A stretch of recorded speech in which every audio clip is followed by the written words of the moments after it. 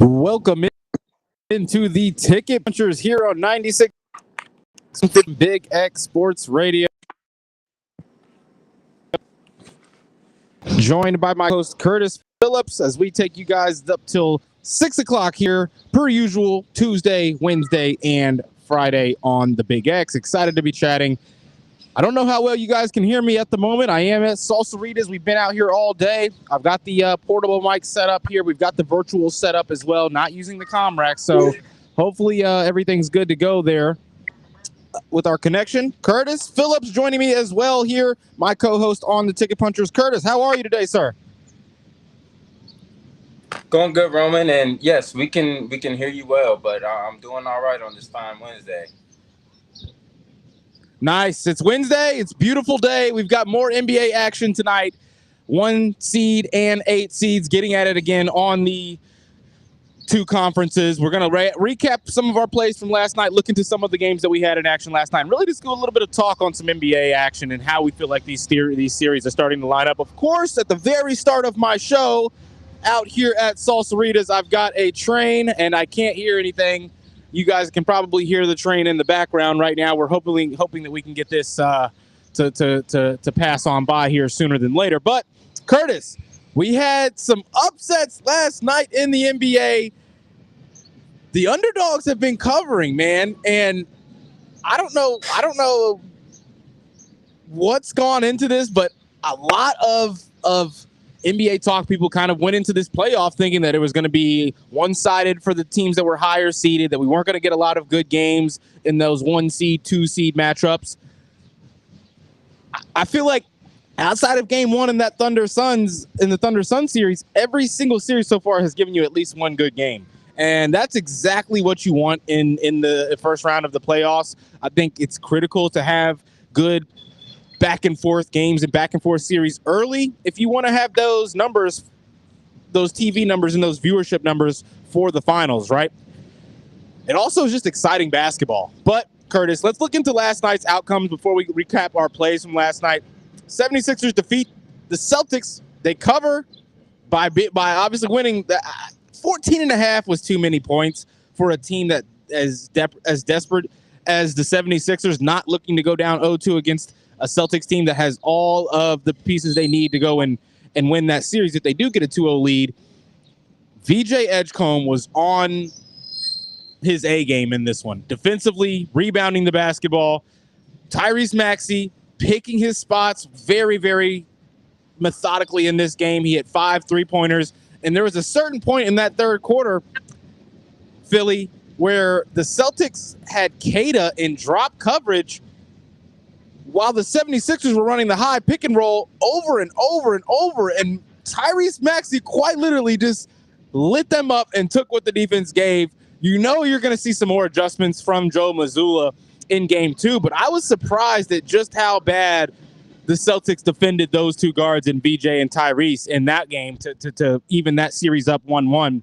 And Trailblazers evening up the series over the Spurs 1-1 with Victor Wembanyama going down with a concussion protocol with his face hitting the floor early in that game.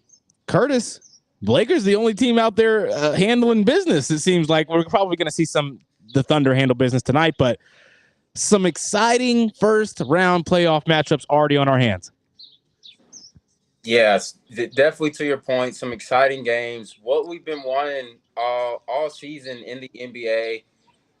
And you hit the nail on the head with the Sixers, Roman. I know you was leaning towards their side. I thought the Celtics was going to take care of business, but I think Celtics more so like played kind of with their competition. They wasn't expecting the Sixers to come out like this. And like you said, Edgecombe came out balling, broke some rookie playoff records last night. Maxey picked his spot. So And well-deserved win by 76ers, and they controlled pretty much most of that game as well. So good win for the Sixers going back home tied. That's what you want to do when you're on the road in a playoff setting. So great for the you're Sixers. that you're the What's lower that? seed team. You want to get one. You want to just try to get one, try to break even there. Because now you have the advantage. They have the home court advantage. The series restarts now, back to 0-0 basically, and you go to play on your home floor. It feels so much better in Game 3 going into Game 3 at 1-1 than it does going into Game 3 at 0-2. The pressure in front of your home fans, knowing the series is over if you lose it, because no team has ever come back down from 3-0 in the NBA playoffs. It's a way too high of a pressure game that early in a playoff series. To be having if you can avoid it. Obviously, sometimes it's not avoidable. We're going to see if the Suns avoid that tonight. But that's just kind of what goes into that 17-point spread for tonight, Curtis. I'm going to make that official punch later on in the show. When a team is that desperate at this level of basketball, you see a different edge to them defensively. You see coaches truly buy in and try to do whatever they can in little tweaks to give themselves the edge, whether that's rotation things or actual shot selection with how they deploy their players out on the floor. These desperate teams are not going to go out there and lose by double digits or get blown out by 20 in these kinds of moments. They're the best players in the world. That rarely happens, and still there's a 17-point spread on the board tonight. Looking into the last game, Curtis, not much to say about this one. I have a couple of thoughts, but the Lakers defeat the Rockets 101-94. We do not hit the over again in this game, and I don't know if it's more of JJ out coaching Ime or if the Rockets are truly actually just this bad. Like I've been saying all season long, well, not all season long, since we've kind of started to see how things have gone post-December. I've said that out of all the top 6 seeds, the Rockets are the one team I want the Lakers to see. Yes, in my tweet before the series, first round series have all started, I did predict Rockets winning in 6 games. I'm going to go ahead and say I believe that prediction's wrong. I see the Lakers winning this series in 6 or 7 games now. I think that you've done enough in LA getting that 2-0 lead. You just got to go win one now. You got to go win one in Houston, and you're going to have the advantage in this series. Only a matter of time before we get this one ended. And Curtis, I won't be surprised if that series goes 5 games. With the way that they looked last night, the way that LeBron looked last night, and the way that Marcus Smart defended Kevin Durant. And it's funny, we kept Marcus Smart on KD. When KD got those mid-post touches, we brought the double team. And it's just funny that Ime Udoka went out there with Kevin Durant on his team and had Marcus Smart be the reason that Kevin Durant's effectiveness got negated last night. When that's what happened just a few years ago. That same exact scenario happened with Boston and Brooklyn. Yeah. It's kind of crazy. You know, you defeated Brooklyn by putting Marcus Smart out on Kevin Durant and keeping him as the initial defender and bringing the double and just making it tough. And they've gotten through that again here. It's kind of funny watching something like that shift. A little bit ironic, I guess, is the way to put it. Ime Udoka struggling with getting Kevin Durant into good spots with Marcus Smart as the head defender on him. We've seen that story before, but now Ime is the one that has to figure it out. I like the Lakers to win. I will accept I feel like that prediction was wrong. I don't think that I was like I don't want to be the Lakers fan that's predicting us to win the series in which we're probably going to be the underdog in every game. I didn't want to do that. I was wrong on just how, I'm not going to say bad the Lakers were going to defend, but we've defended extremely well in this series so far. I thought we were still going to allow a lot of points. I didn't think the Rockets were going to be able to stop us from scoring like they have other teams, even without a Luka and AR, but I thought it would be tough, and I thought our defense was still going to be unsustaining enough to allow the Rockets to be in this series, and it doesn't look like that's the case, which is exciting for me. I'm really glad that the Lakers are got into a good spot, because if this series does go long, you've got the chance to win this one and get Austin Reeves or Luka back for a potential second round playoff series. So feeling good about that on the Lakers side. Curtis, I believe you're still in here. I know you had to get the camera off there for a second. No, it can be a tough time of day here as you are a father, but let's look at last night's punches, Curtis. We hit the Andre Drummond rebounds, and we barely hit this one. He played the last few minutes of the game. He got subbed back in with 6, And it took the entirety of those last few minutes for him to pull down those last 2 rebounds, but we get the job done there, Curtis, for the Andre Drummond play. You still with us, Curtis? Looks like we may have lost Curtis there. We're going to see if he can get loaded back in. We'll join Matt up in and see if Matt is in on the show with us as well. But looking into the games that we had last night, we didn't give out many NBA punches. We didn't like too many player props in what we had last night. We did lose out on the De'Aaron Fox 6+ assists. De'Aaron finished with 4. He just was not really in tune with the game like we kind of predicted him to be last night, which is fine. We hit the Kings Avalanche under 6.5 goals, and we missed the Vegas Golden Knights money line as well. Like we mentioned, Lakers Rockets don't go over, so we finished with a 2-3 night. Unfortunately, Curtis, Drummond, one of the few wins in the Kings Avalanche. No sweat there. We should have took the 5.5 line. We didn't even have to alt that one up. I thought it was going to be a second low scoring game in that one. I just wasn't quite sure if it was going to stay under that 5 mark, and it did. Curtis back into the stream now here with us. Curtis, how did the official punches do for you last night? Can you hear me all right, Roman? Can't hear Curtis there. Don't know if the connection's can you hear me, Roman? On my end or not. Let us know down in the chat. We've got Matt in here as well. We'll get him on the stream. What's going on here? Mr. Matt Childress. Don't know what kind of issues we're having here with our restream. So I'm going to stop trying. But we go 2-3 last night. We hit the Kings Avalanche under. We missed the Golden Knight money line. We're going to be looking into more NHL plays for tonight. But let's get into these NBA games for tonight. I'm going back and forth on this Detroit spread. I don't know what necessarily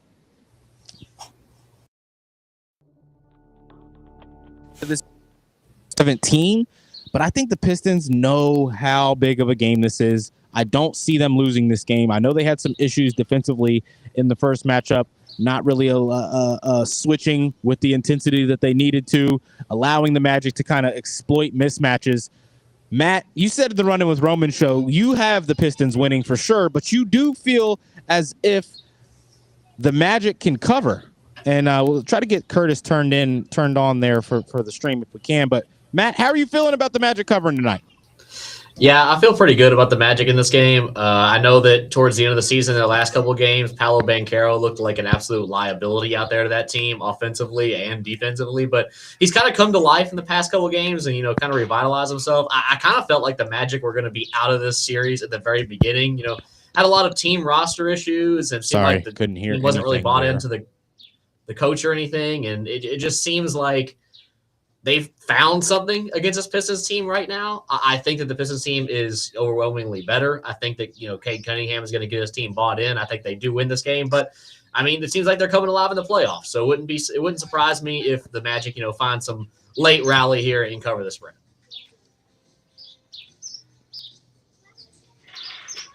I'm having some audio issues here. Unfortunately, I can't hear absolutely anything.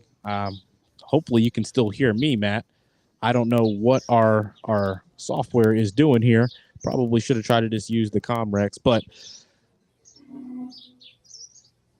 I'll let you and Curtis still chat when you guys are in. I'm just going to kind of continue to go here, Matt. You can turn me off if I'm talking and you guys have a point that you want to bring up, but I'm going to give my take here on tonight's matchup with the Orlando Magic and the Detroit Pistons. When I look into what happened in the first game between these two sides, I just don't think you got enough from the supporting cast from alongside Cade in this one. I think that Cade did everything he could. He scored 39 points. But when you have 3 starters in single digits, Tobias Harris, he did have 17 points, but they just were not able to find it from three-point land. They're not a big three-point shooting team, but in 32 shots, only hitting 10 of them is tough. Magic also not a good three-point shooting team, but they had a much, much better day in the paint. Suggs was able to get picked his spots well. Desmond Bane picked his spots well. And then Wendell Carter, I felt like, was the difference maker down low. Just able to get those mismatches and those putback spots that he was able to do. Very, very efficient. Some of those dump-off passes, Pistons playing 16 to 17 seconds of good defense and then completely letting a play unfold from there. That hasn't been what they've done this season. I don't think that's going to carry over into tonight. Yes, the Magic are one of the better defensive matchups with their size and their defensive starting lineup. I still think there's the opportunity here. If you can get some more shooting from some of these bench pieces and a couple of other starters, I expect Duncan Robinson. It's his birthday today. I'm not saying that's a reason he should have more than 9 points, but I expect him to be in the rotation. I expect him to be very, very avid in getting those looks and trying to generate attention on the perimeter from him. Then you'll find those cuts with Azar. You'll have those cuts with Tobias Harris from there. And it's just a matter of Cade picking his spots well and knowing when his teammates are open and getting him the ball. But the bench just did not do enough for the Pistons in that game one. And I think that the bench will be better in game two. They went pretty deep in game one, 10 deep, I believe, 12 deep. They're not going to go that deep here in this one. And you're just going to need to get some more support, some more support. Duncan Robinson, Jalen Duren, Azar Thompson have to be better, and I do think that they will be better in this one. I do think that I'm going to go against Matt, unfortunately, though. I see the Pistons covering the 8.5 here in this one. I played 7.5 earlier, Matt, Curtis. What do you guys think in this one? I'll let you guys chat on it. Curtis, if you're still in, give your take on how you see the Magic and Detroit game unfolding here tonight. Yeah, can y'all hear me all right now? I can hear you, Curtis. I think it's just Rowan that can't hear us. Okay. Sorry about that. I had to switch devices. But as far as the Magic and Pistons game goes, I'm also going to go against you, Matt. I do think the Pistons bounce back tonight at home and get back to playing like the one seed that they have been all season. Magic, I think they just really been shooting the ball at a high percentage these last few games. Shot 49% last game, and obviously we know what they did to the Hornets a few games ago. But like Roman mentioned, the Pistons really just didn't get help from three of their starters and the bench. But I think these role players, they played well all season. I think at home that they do Can bounce you hear back me? tonight, and I'm actually going to be on the Pistons -8.5 as an official punch. So yeah, I think Jalen Duren, he got outplayed by Wendell Carter, but I think he finds a way to bounce back tonight and has a big game, and I think the Pistons run away with this one. And I'm not gonna say they're in desperation mode, but it's one of those things where you're the one seed, you cannot go down 2-0 and then have to travel on the road to play an 8 seed. So I think Pistons are going to try their hardest to get this game won. So I'm going to be on the Pistons -8.5. I don't mind that at all. Like I said, it's more of I've just seen the Magic kind of come to life here recently. And, I think the 8.5 in the NBA playoffs is a lot of points. I mean, not looking across to the Suns and Thunder, the 17.5, which is an outrageous number for an NBA playoff game, no matter Crazy. how good the Thunder are. It's just a big number for a team that is in the playoffs. So I kind of do want to move over there. Besides, I know, Roman likes to spread in that game, against the Thunder. Is there anything else in that game you like? Nothing as far as official punches. If I did have a lean, it would definitely be to the +17.5 with the Suns. Like you said, Matt, that's just a crazy number for really an NBA game period, but especially the playoffs. I get the Thunder are probably undoubtedly the best team, but this Suns team has also beat this Thunder team twice in the regular season. So I think they can definitely keep that within 17.5. I mean, teams like Roman mentioned earlier in the show, teams in that desperation mode don't want to go down 2-0. You're going to get everything you can get from those teams and all those players more times than not. So I do lean towards the Suns +17.5. I understand. That's cool. I completely get that. Me Billy, too, fellas. Oh, you can actually hear us now? Can you hear me now? I can hear you, Yeah. Roman. Can you hear us? I can hear you guys now. I had to change the microphone settings here, then shift over from Chrome to Safari, but it seems like we're having better success. I'm using the Good. headphone microphone, so I have no clue how it sounds at all, and I'm outdoors. But was that You sound you a saying little you're? quiet and a little muffled, but it's not too bad. Let me turn my volume up here, see if that's a little bit better. Curtis, That's better. Did you say you were on the plus 17.5? Did I see that the lines moved? Did they give it a Not 0.5 as an on that? official. Not as an official. It is a strong lean though. And Carrie in the chat says I like both dogs to cover tonight. Everyone seems to be back and forth on if they see the Magic keeping this close or if they're believing in the. I don't know if you heard my take, Roman, but I was with you. I'm on the Pistons minus 8.5 as an official. I'm on the Pistons. I'm not going to make it an official in this one, but I'm on the Pistons to cover the 8.5. I played the 7.5, so I'm just going to make 7.5 my official punch, Curtis, to cover the 8 points even for us. You know how I get about those hooks. I like to avoid those hooks. Vegas knows something sometimes, and we don't always get access to that. So I am going to give myself just a little bit of a safety net from what I do believe happens in this one. I'm also staying away from the player props in this one for tonight, Curtis. Did you have any official player prop punches? Yeah, I stayed away from player props as well in both of these games. So yeah, no player prop punches for me.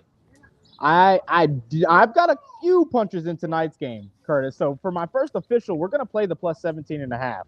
I see the Suns knowing the moment and playing with that defensive intensity that we've seen all season long. I don't know about those comments Dylan Brooks made earlier in the week about if he gets an ISO with Shea, he's taking him, going to try to take him on. I think that when you've got some storylines like that, though, and we've seen it, we've already seen it in the playoffs this season. Any team that's been favored by double digits in game 2, what has happened? They cover. Yeah, they cover. The underdog covers. Competitive. So I don't like to use trends from teams that have no correlating. There's no thing I can take from those in this game. But with that being said, when the teams have gotten down 0-1, they've understood the moment. They've upped their play. They've upped their intensity like you expect teams to do in the playoffs. I don't see that changing tonight with the Suns, even if they maybe don't have the offense to kind of keep up and give themselves a shot in winning this game. I'm going to jab Devin Booker plus 25 plus points at plus 128, Curtis. That on a plus money spot in a game where he's going to have to score 25 points for them to keep it close. I see him getting over that. I think he goes for 30 tonight. That is going to be an official jab. I'm playing the over 216.5, though. Yes, I think it's a defensive matchup in this one. It's more so, though, just feeling like I keep taking these unders and I keep getting them wrong. If I think the Suns can keep it close and the offense is there, that doesn't mean the Thunder are going to stop scoring. I see the Suns scoring well over that 105 mark, Thunder scoring over that 110 mark, and them getting over that 216. So we're going to play the over 216.5 as well in this Sun Thunder. We keep playing. Every time I keep playing it under, it goes over. I keep playing it over, it goes under. I thought this one was going under. I re-looked into the numbers, so I'm going to play the opposite of what I'm feeling in this one. And we're going to make that an official punch. We don't always do that, but I'm playing the over 216.5.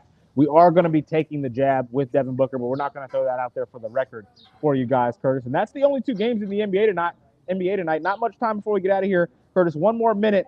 Anything official punch-wise you're dropping for the night before we get out of here? Yeah, I'll just go rapid fire real fast. Braves Nationals over 8.5. Got it boosted up to minus 102. That'll be my first official punch in the MLB. Next, Yankees Red Sox over 7.5 at minus 118. Max Fried not in good form. Ranger Suarez also not. And Yankees hitting lefties really well. So that will be my second official punch. And my third one will be the Twins and Mets under 1.5 home runs hit at plus 104. Juan Soto's back in the lineup, but I'm not too scared of this Mets lineup right now. Neither am I about the Twins. So I love that under there. And a real quick jab, I like Colson for a home run at plus 540 for my dinger of the day. I like it. Those are nice plays there, Curtis. I'm with you on these. We're going to be taking the Oilers money line tonight to go up 2-0 over the Ducks in that series for our only NHL punch. And this is going to wrap us up here on the Ticket Punchers. I appreciate you all so much for tuning in. Shout out to Matt Childress sticking around in the studio, allowing Curtis and I to get on the airwaves. Stay tuned if you're listening live on the Big X. We've got John Spears and Tony Burke live covering St. X foot baseball up against Trinity baseball in a rivalry matchup right here on the Big X starting at 6 o'clock. This has been the Ticket Punchers. Fellas, let's go punch those tickets. Punch those tickets.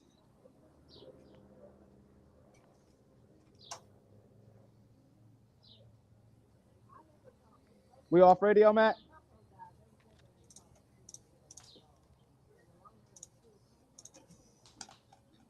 We off radio, Matt? Can you hear him, Matt? He doesn't have us queued up. Oh.